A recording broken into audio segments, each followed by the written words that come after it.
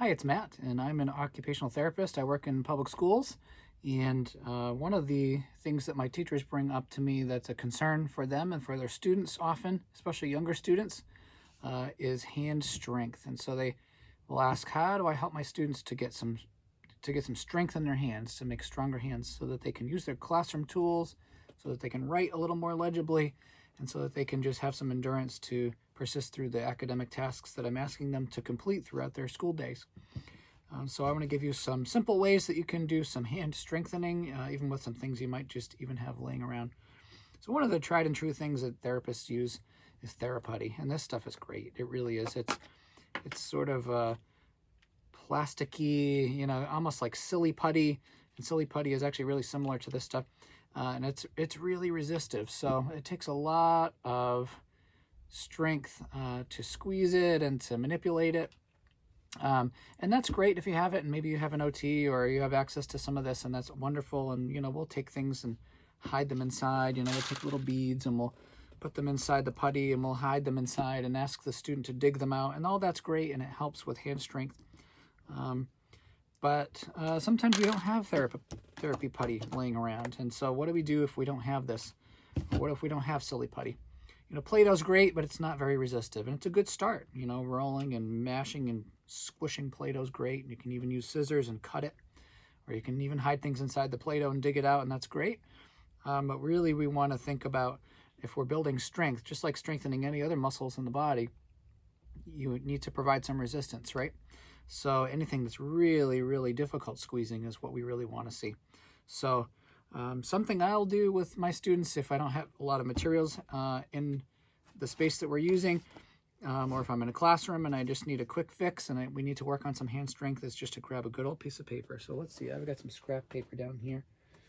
I just grabbed some paper, and one of the best things we can do for hand strength is either folding paper or tearing it up. So we'll work on folding first. So you can do find some templates for paper airplanes or origami, and those are great ways to have kind of a functional task that's associated with paper folding.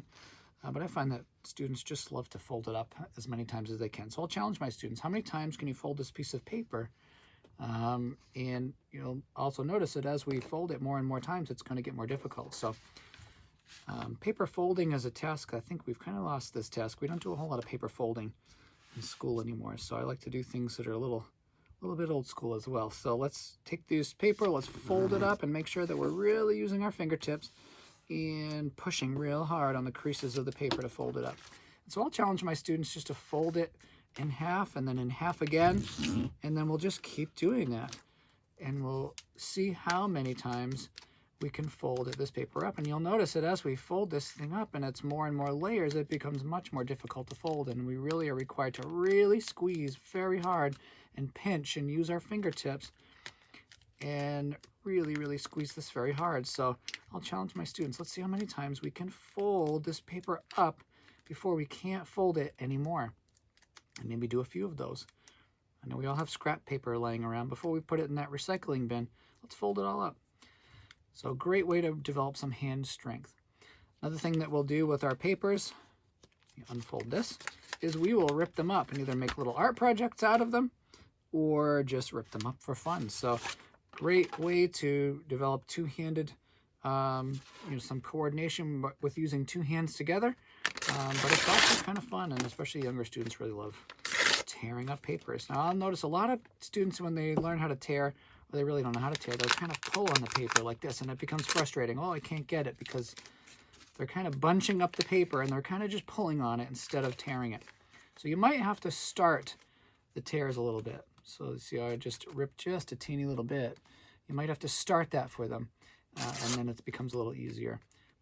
Also, modeling is a great strategy. So just, making sure that you're showing the student how to tear it, not just give them the paper and tell them to tear it. So really that twisting motion, that pinching and twisting those two arms apart. And we'll tear these papers all up. So tearing, another great way to build some hand strength. Now, once we tear these little pieces up, like I said, we'll either use colored paper, or we will have colored in the entire page, maybe with some crayons or some markers. And we can use these little pieces and make art projects out of them, either glue them in patterns or glue them to make pictures. But another way that we like to use these little tiny pieces of paper is to crunch them up and to use our fingertips to make them as small as possible. And you can even use these to make little art projects. So we'll rip up papers. Often we'll crumple those papers up into tiny balls. And you really have to use those fingertips and really have to squeeze hard in order to accomplish the task.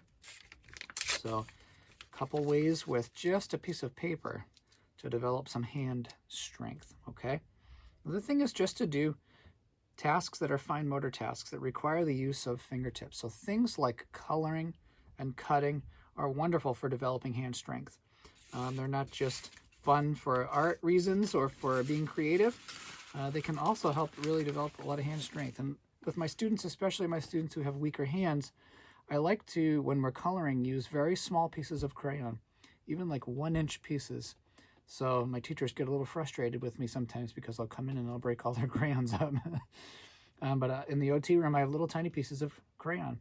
And that really forces the use of those fingertips. We'll see a lot of our students with weaker hands, when they try to grab a pencil, they'll try to get every finger that they have up on that pencil. And you'll see lots of students holding pencils like this with every finger out there. And they'll hold them very vertically like this. And you can really tell that those hands don't have the strength to hold that pencil appropriately. Especially just using 3 fingers at a time and tucking those other ones away. So really forcing the use of those fingertips can really help with hand strength and just overall fine motor development. So we'll take those crayons, we'll break them up into tiny pieces, and then they really have to use those fingertips to manipulate those crayons. I found that coloring in larger pictures, and especially coloring in the entire page, getting all the way to those edges, is really great.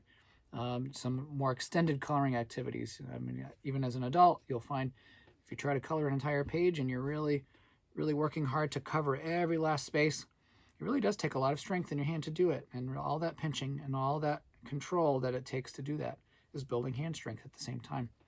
So hopefully some simple activities for you, just with things you might have laying around, like a piece of paper. If you have therapy putty, great. If you have Play-Doh, great.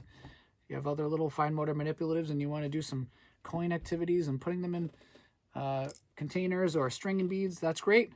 But if you don't have those things, grab a good old piece of paper and dig those hands right in and squeeze and fold and pinch and do all that it takes to build some strength in those little hands. Hopefully that was helpful to you, and I will see you in the next video.